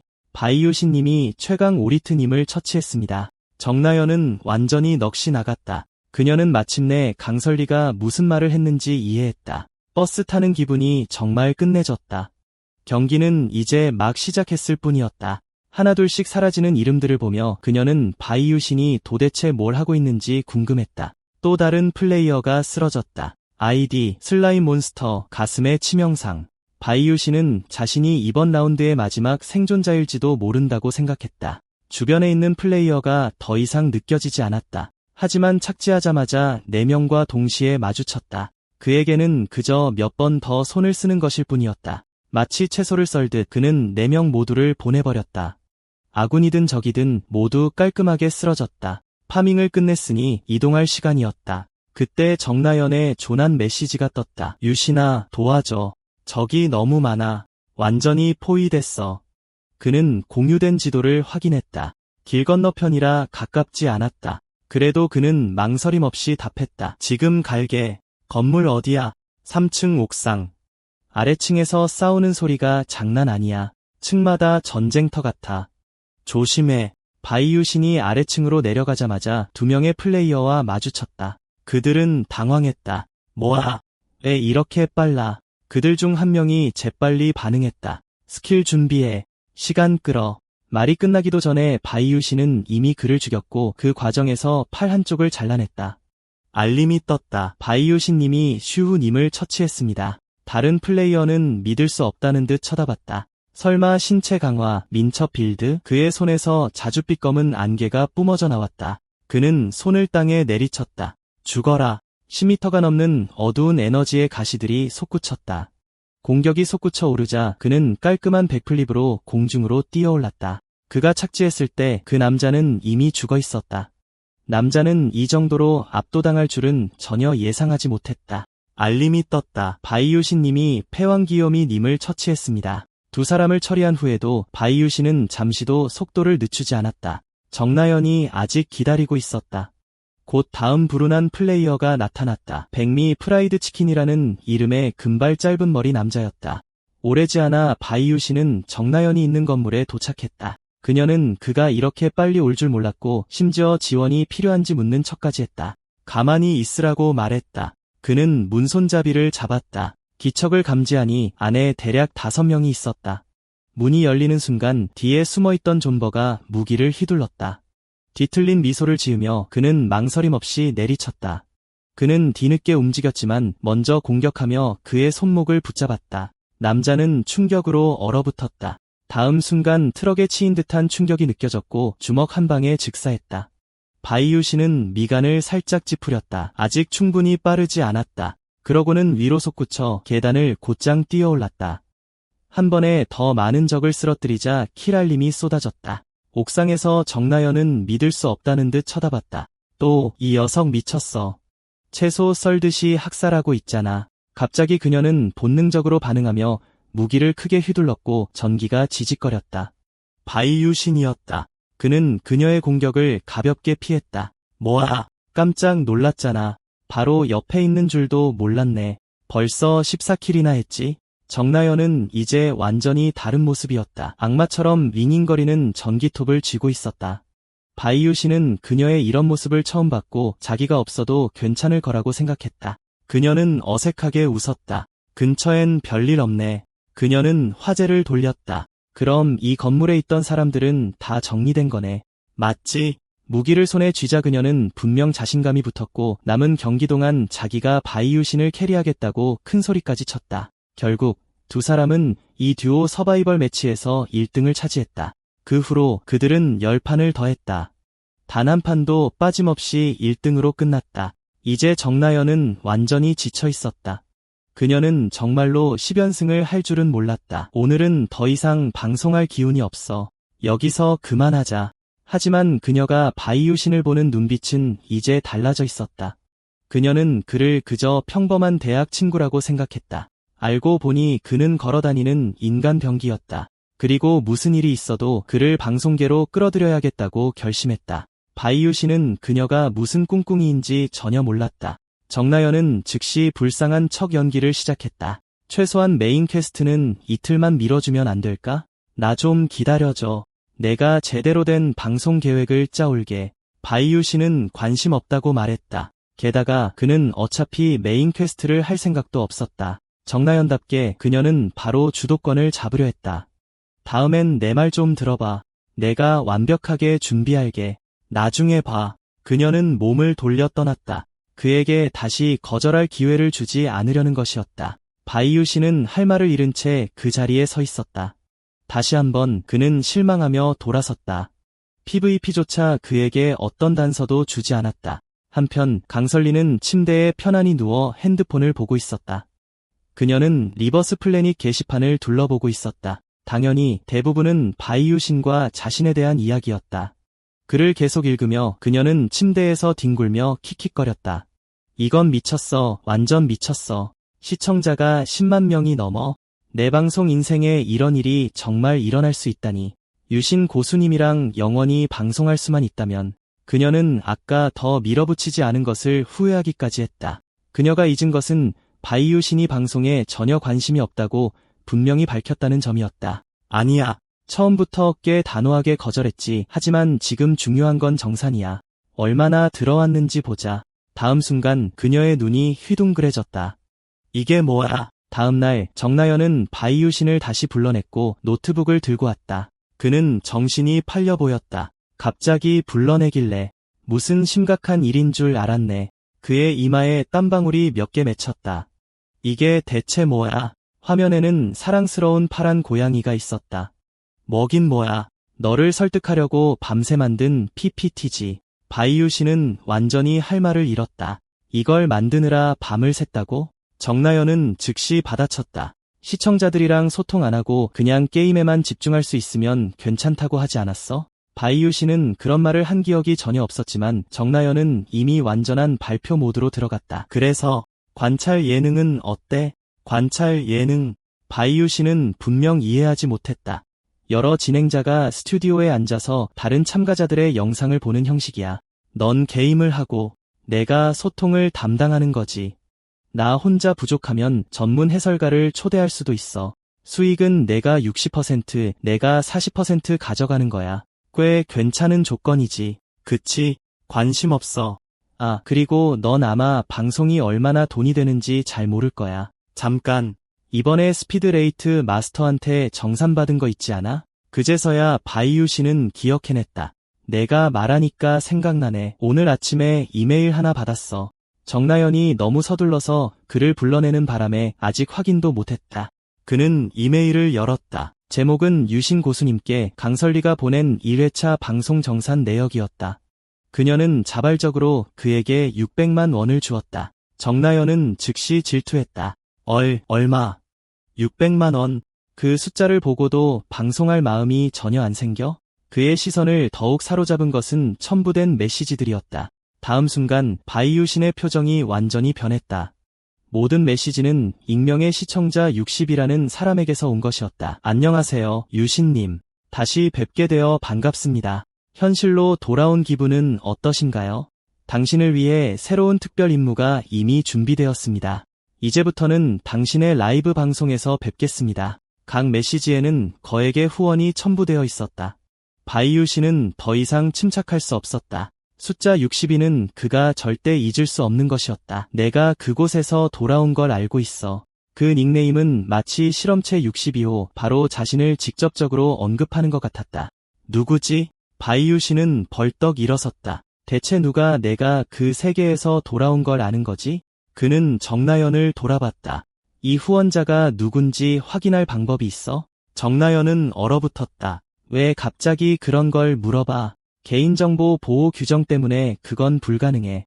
바이유 씨는 자신의 핸드폰을 뚫어지게 쳐다봤다. 먼저 쪽지를 보낼 방법은 없어. 소통할 수 있는 유일한 방법은 아마 라이브 방송뿐일 거야. 그는 이내 입장을 바꿔 방송을 하겠다는 정나연의 제안을 받아들였다. 행복이 너무 갑작스럽게 찾아와 정나연은 확인이 필요했다. 정말 나중에 무르기 없기다. 알았지? 그녀는 즉시 공지를 올렸다. 속보입니다. 인간 핵게임 방송 시작 8월 인간 핵 차상철 정나연 출연 공식 콘텐츠 공개. 현실 세계에서는 300만 명의 시청자가 순식간에 방송에 몰려들었습니다. 그들 모두 단 하나의 이유, 이른바 인간 핵이라 불리는 바이위샨의 게임 플레이를 보기 위해 모였습니다. 그들을 가장 놀라게 한 것은 그의 게임 플레이뿐만 아니라 바이위샨이 방송 중에 미래에 대한 정보를 밝혔다는 사실이었습니다. 그들이 몰랐던 것은 바이위샨이 한때 10년 동안 게임 세계에 갇혀 있었다는 사실이었습니다.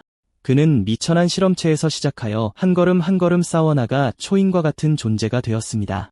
그에게 모든 게임 모드는 그저 익숙한 또 하나의 전장에 불과했습니다. 다가오는 금요일 저녁은 사람들이 조용한 기대감 속에서 여유를 즐기며 특히나 기분 좋게 느껴졌습니다. 자칭 하드코어 게이머들이 모두 스크린 앞에 모였습니다. 그들의 관심은 바이위샨이 정나연을 위해 이끄는 3인 합동 방송에 쏠려 있었습니다. 많은 이들은 별로 신경 쓰지 않았습니다. 그들은 그녀가 개인 방송을 하는 그 핵쟁이의 친구라는 것만 알고 있었습니다. 어떤 이들은 이미 치킨을 시켜놓고 차분히 방송 시작을 기다리고 있었습니다. 게임 시작 5분 전 방송 스튜디오 안에서 정나연은 긴장으로 떨고 있었습니다. 반면 차상철은 침착함을 유지하며 그녀를 안심시켰습니다. 걱정 마세요. 준비는 잘 됐으니까요. 아무 문제 없을 겁니다. 차상철은 리버스 플래닛의 전문 해설가였습니다. 어색함을 풀기 위해 그는 머리를 극적였습니다. 장수레이 양 말고 핵신을 초대할 수 있는 사람이 있을 줄은 몰랐네요. 차상철이 그렇게 선뜻 동의한 이유는 단지 정나연이 바이위샨이 자기 친구라고 말했기 때문이었습니다. 라이브 방송은 즉시 카운트다운에 들어갔습니다. 정나연은 재빨리 마음을 가다듬었습니다. 안녕하세요, 여러분. 정나연입니다. 모두 만나서 반갑습니다. 차상철이 뒤를 이었습니다. 시청자 여러분, 안녕하세요. 차상철입니다. 채팅창이 즉시 불타올랐습니다. 오, 방송 시작했다. 잠깐, 핵신은 어딨어? 빨리 핵신 보여줘. 정나연의 얼굴에 식은땀 한 줄기가 흘렀습니다. 분명 많은 시청자들이 오프닝에서 그를 보지 못해 초조해하고 있었습니다. 그녀는 즉시 덧붙였습니다. 실망하긴 아직 일러요. 핵신은 이미 게임에 접속해 있습니다. 화면이 게임 플레이로 전환되었습니다. 바이위샨은 개인 정보 보호를 켜둔 상태였습니다. 라이브 방송은 폭발했습니다. 그 사람이다. 어그로라고 한 놈들 다 배내라. 단검 들고 있는데 왜 이렇게 멋있냐? 심장이 뛴다. 나 지금 떨고 있냐? 정나연이 설명했습니다. 보시다시피 오늘 방송은 관전 스타일 형식으로 진행됩니다. 핵신이 리버스 플래닛을 어떻게 플레이하는지 궁금해하는 모든 분들을 위해 그의 게임 플레이를 보면서 해설과 분석을 제공할 겁니다. 그럼 공식적으로 시작하겠습니다. 그 순간 게임 속을 이동하던 바이위샨은 차원관리국으로부터 공지를 받았습니다. 생존자들을 구출하고 숲 밖으로 안전하게 호위하여 우리 부대와 합류하라. 이어서 시스템 창이 떴습니다. 메인 퀘스트 차원관리국과 합류. 탈출한 실험체를 수색하는 경비 병력을 피해 숲 외곽으로 이동하여 관리국과 합류하십시오. 그 광경은 바이위샨에게 너무나 익숙하게 느껴졌습니다. 저쪽 세계에서 그저 목숨을 부지하기 위해 도망치는 것만으로도 모든 것을 쏟아부어야 했습니다. 이번에 바이위샨은 분노의 포효를 내질렀습니다. 그 외침은 즉시 경비병의 주의를 끌었습니다. 저기다, 저쪽이다. 의도적으로 삼면 포위망이 형성되었습니다. 바이위샨은 쓰러져간 동료들의 복수를 할 작정이었습니다. 지상에 3명, 공중에 2명의 적, 바이위샨의 손이 사슬에 닿았습니다. 그에게는 단 하나의 목표, 모두 제거하는 것뿐이었습니다. 이것이 쓰러진 동료들의 마지막 소원이었습니다. 다음 순간 2명의 경비병이 기관총으로 사격을 개시했습니다. 빗발치는 총알 사이를 헤쳐나가며 바이위샤는 사슬을 휘둘렀습니다. 사슬은 정확하게 기관총 하나를 강타했습니다. 첫 교전, 냉병기의 승리. 경비병들은 충격으로 얼어붙었습니다. 폭발이 먼지 구름을 일으키며 그들 중 하나를 통째로 삼켰습니다. 바이위샨이 공중으로 솟구치자 한 경비병이 소리쳤습니다. 멍청한 놈, 우리 덫으로 뛰어들다니. 하지만 바이위샨의 손은 멈추지 않았고 사슬은 다시 날아올랐습니다. 두 경비병이 미처 알아채지 못한 것은 사슬이 이미 그들 뒤로 고리를 만들었다는 것이었습니다. 한 바퀴 완전히 돌아 매듭처럼 꽉 조여졌습니다. 양팔로 힘껏 당겼습니다. 두 사람은 공중에서 서로 부딪혔습니다. 그는 이어서 사슬을 휘둘렀습니다. 그들의 몸은 땅바닥에 내동댕 잊혀졌습니다. 흙바닥에 피가 튀었습니다. 바이위샤는 위에서 내려와 그들을 마무리했습니다. 그는 이미 퍼펙트 익지스턴스 모드에 들어간 상태였습니다. 그 순간 그는 신비로우면서도 압도적이었습니다. 정나연은 입을 벌린 채 멍하니 쳐다보았습니다. 이건 내가 알던 리버스 플래닛이 아니야. 차상철도 똑같이 경악했습니다. 제가 RP를 몇 년 동안 해설했지만 이런 플레이 스타일은 처음 봅니다. 자리 잡기도 없고 유인도 없고 그냥 모든 적을 끌어들여 정면에서 쓸어버리네요. 시청자들은 즉시 이해했습니다. 핵심 자체가 전략이다. 적들이 알아서 오게 만들 수 있는데 왜 찾으러 다녀? 그냥 만나는 놈만 죽일 줄 알았는데. 소리 한번 지르고 싹 정리하는 거 보고 모든 걸 다시 생각하게 됨. 웃으면서 방송 다시 보러 뛰어왔다. 고양이 사랑이라는 닉네임이 유저가 5만 원을 후원했습니다. 퍼펙트 익지스턴스, 이거 사기 아니에요? 쿨타임이 아예 없나요? 차상철에게 물었습니다. 퍼펙트 익지스턴스가 불공평하다는 주장에 대해 어떻게 생각하세요? 차상철은 단호하게 대답했습니다. 단언컨대 그렇지 않습니다. 대부분의 능력은 쿨타임에 의존하죠. 네. 하지만 이 플레이 스타일은 능력에 전혀 의존하지 않습니다. 퍼펙트 익지스턴스는 신체 능력을 증폭시킬 뿐 전술 지능이나 무기 숙련도를 향상시키지 않습니다. 그리고 그는 이 모든 것을 노 어시스트 모드에서 하고 있죠. 극단적으로 말해 몸만 버텨준다면 핵신은 현실 세계에서도 저렇게 싸울 수 있을 겁니다. 바로 그 때문에 퍼펙트 익지스턴스가 저런 위력을 보이는 겁니다. 그가 사용하고 있기 때문이죠. 그 순간 바이위샨의 귓가에 목소리가 울려 퍼졌습니다. 포위해. 검은 총구들이 즉시 그를 향했습니다. 앞에 있던 남자가 차갑게 말했습니다. 우리는 차원관리국이다. 무기 버리고 협조해. 그의 이름은 김철, 관리국의 팀장이었습니다. 차원관리국은 포털을 통해 침입하는 변칙적 존재들을 처리하는 임무를 맡은 정부기관이었습니다. 주된 역할은 고위험 대상을 구금하고 자원이 부족하고 혼란스러운 리버설 월드에 투입하여 진압작전을 수행하는 것이었습니다. 바이위샤는 천천히 손을 들며 속으로 생각했습니다. 김철 국장님, 아니지. 이 시점에서는 아직 팀장이겠군. 지금 만날 줄은 몰랐는데. 김철은 연구소 제복을 보고 약간 긴장을 풀었습니다. 아, 연구소에서 탈출한 피해자분이시군요. 실례했습니다. 경계 풀어. 바이위샤는 동요하지 않고 고개를 끄덕였습니다. 그는 연구소의 핵심 요원이 건네준 무전기를 언급했습니다. 김철의 표정이 어두워졌습니다. 그렇다면 전사했겠군. 바이위샤는 조용히 생각했습니다. 정말 변하지 않았네. 여기서도 여전히 인간적이군. 김철이 말을 이었습니다. 신원이 완전히 확인될 때까지 저희와 함께 관리국으로 가주셔야겠습니다. 연구소 인력이 피해자인 척한 사례가 있어서요. 그는 팀원들에게 무기를 내리라고 신호했습니다. 바이위샨에게 조사를 받는 것은 새로운 일이 아니었습니다. 협조에 감사드립니다. 김철이 말했습니다. 제가 앞장서겠습니다. 시스템 알림이 뒤따랐습니다. 메인 캐스트 차원관리국과 합류 완료. 레벨업. 능력치 포인트 1 획득. 장면은 관리국 본부로 전환되었습니다.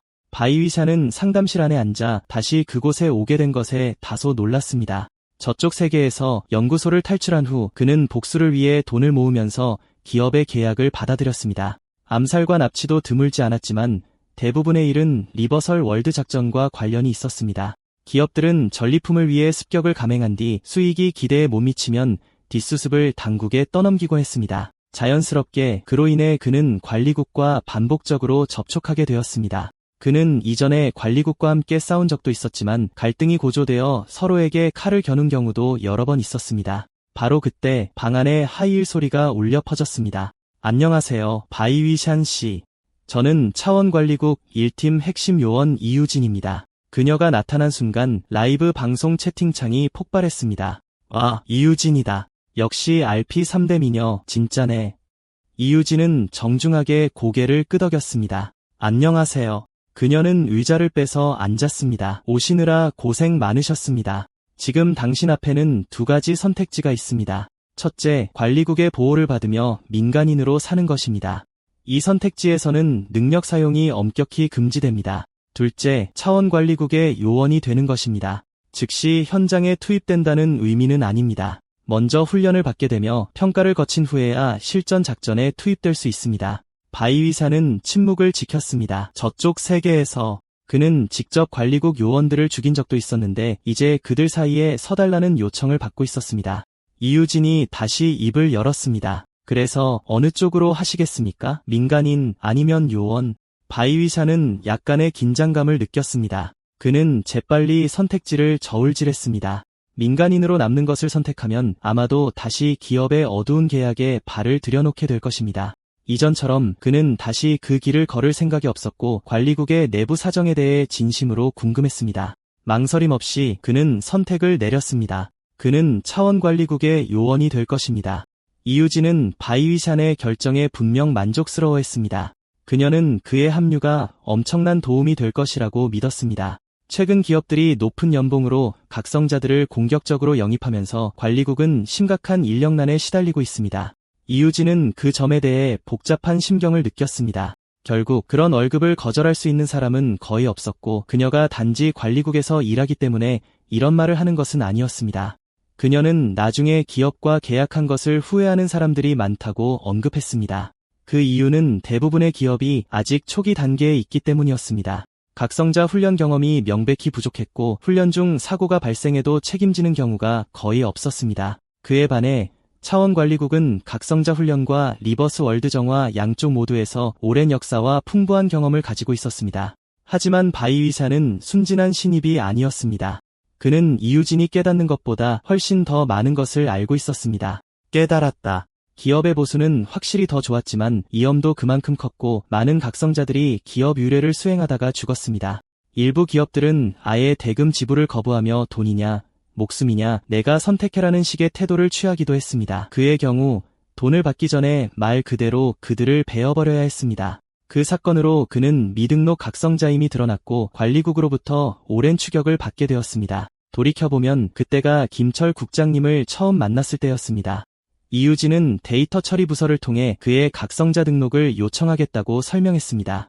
그리고 그녀는 바이위샨에게 업무용이라며 휴대폰을 건넸습니다.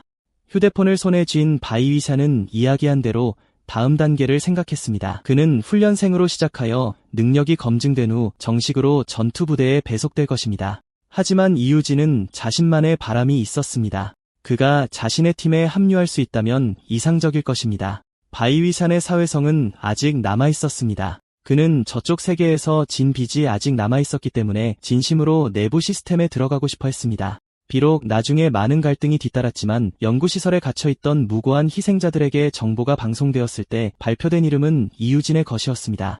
그녀가 연구소 습격을 이끌어준 덕분에 그와 동료들은 살아남을 수 있었습니다. 두 사람은 금방 합의에 이르렀습니다. 게임 밖에서 정나연은 더 이상 침착함을 유지할 수 없었습니다. 잠깐만요. 잠시만요. 이거 뭔가 이상하지 않아요? 저 NPC 대화가 너무 자연스러웠어요. 그녀가 알기로는 NPC는 자유로운 대화를 할 수 없었습니다. 그녀는 게임 중간에 루트가 변경되었다고 의심했다. 그녀가 알던 이혜진은 전혀 이런 모습이 아니었다. 차상철 해설위원은 흥분으로 몸을 떨었다. 그는 눈앞의 광경을 도저히 믿을 수 없었다. 어느 정도 예상은 했지만 현실은 그 이상으로 충격적이었다. 시청자들 역시 경악했다. 리버스 플래닛은 갓겜이다. 잠깐, 이게 진짜 가능하다고? 완전 적응형 AI? 저게 무슨 괴물 같은 기술이야? 완전 적응형 AI란 어떤 상황이나 요구에도 응답할 수 있는 NPC 시스템으로 제약 없는 소통이 가능해 기존 NPC와는 근본적으로 다릅니다. 이 기술은 막대한 자원을 소모하기 때문에 업계에서는 상용화가 불가능하다고 여겨졌는데 문제는 이겁니다. 리버스 플래닛이 어떻게든 이 자원 문제를 완전히 해결한 걸까요? 아마 그건 아닐 겁니다. 만약 그랬다면 굳이 이스터에그로 숨겨둘 이유가 없었을 겁니다. 이미 모든 광고에 리버스 플래닛, NPC와 자유로운 대화, 세계 최초 같은 문구로 도배되었을 겁니다. 리버스 플래닛, 완전 적응형 AI 공식 출시. 더 합리적인 추측은 이겁니다. 이 기술은 특정 조건 하에서만 활성화되며 최소 조건은 아마도 무보정 상태로 게임을 시작하는 것일 겁니다. 결국 누코르자님과 다른 플레이어들의 가장 큰 차이점은 바로 그거니까요. 그의 전투 보정 수치는 0%로 설정되어 있죠. 정나연은 난생 처음 보는 것 같은 반응을 보였다. 와, 백류신, 너 진짜 대단하다. 지금쯤 커뮤니티는 완전 난리가 났겠는데. 그렇죠? 차상철이 고개를 끄덕였다. 당연하죠. 이제 모두가 플래닛어스가 어떤 공식 입장을 내놓을지 기다리고 있을 겁니다. 오늘 밤 잠은 다 잤네요. 두 사람의 해설 호흡이 자연스럽게 맞아떨어지기 시작했다. 그리고 그분은 리버스 플래닛 스토리에 관심이 많으시니 이 상황도 분명히 주목하고 계실 겁니다. 누가 알겠어요. 다음번에는 거물급 게스트를 초청할지도 모르죠. 정나연이 다시 진행을 맡았다. 아쉽지만 오늘 예정된 스토리 부분은 여기까지입니다. 다음 이야기는 다음 방송에서 기대해주세요.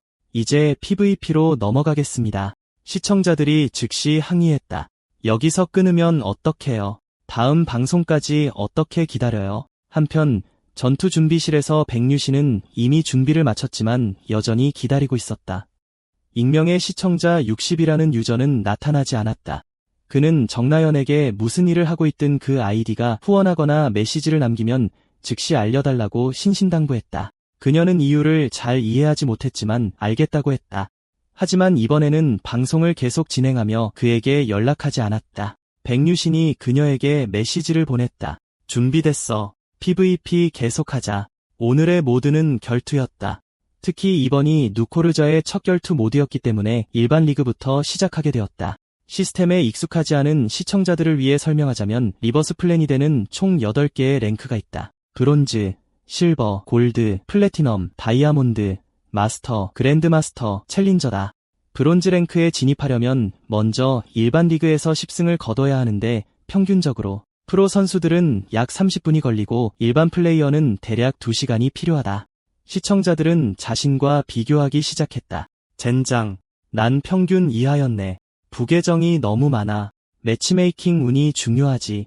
미션 30분 안에 브론즈 달성하기. 보상 50만 1원. 정나연의 눈이 휘둥그레졌다. 그녀는 즉시 백류신에게 메시지를 보냈다. 야, 대박. 첫 미션 떴어. 30분 안에 10승. 가능해. 백류신은 오케이 제스처로 답했다. 채팅창이 폭발했다. 프로 선수들을 그냥 무시하네. 아, 저건 그냥 오만함인데. 빨리, 가자. 분위기는 순식간에 달아올랐다. 과연 누코르자는 이걸 해낼 수 있을까? 끝까지 지켜보세요. 다음에 나올 장면은 정말 놀라울 겁니다. PVP 결투 모드 일반 솔로 매치가 잡혔습니다. 6구역 주거지역 1라운드 시작까지 10초. 차상철은 충격으로 얼어붙었다. 백류신이 한 번도 본 적 없는 무기를 꺼내 들었기 때문이다. 상대는 거리를 좁히지만 못하게 하면 된다며 쾌재를 불렀다. 이건 거의 공짜 승리나 다름없지. 분명 그들은 누코르자라 불리는 남자를 얕보고 있었다. 카운트다운이 끝났다. 1라운드가 공식적으로 시작되었다. 상대는 즉시 원거리 공격인 코얼 버스트를 날렸다. 다음 순간 핏줄기 하나가 나타났다. 백류신은 이미 공격을 마친 상태였다. 불쌍한 상대는 깔끔하게 두 동강 나 있었다. 1라운드 종료. 승자 백류신. 스코어보드 백류신 1, 익명 0. 다음 라운드가 바로 이어졌다. 그 익명의 플레이어는 운 좋게도 백류신과 다시 매칭되었다. 아, 안 돼. 또 부계정이잖아. 항복할게요. 항복합니다. 익명의 플레이어가 항복했다. 경기 종료. 승자 백류신. 다음은 두 번째 경기. 백류신이 검을 휘둘렀다. 상대의 공격이 순식간에 베어졌다.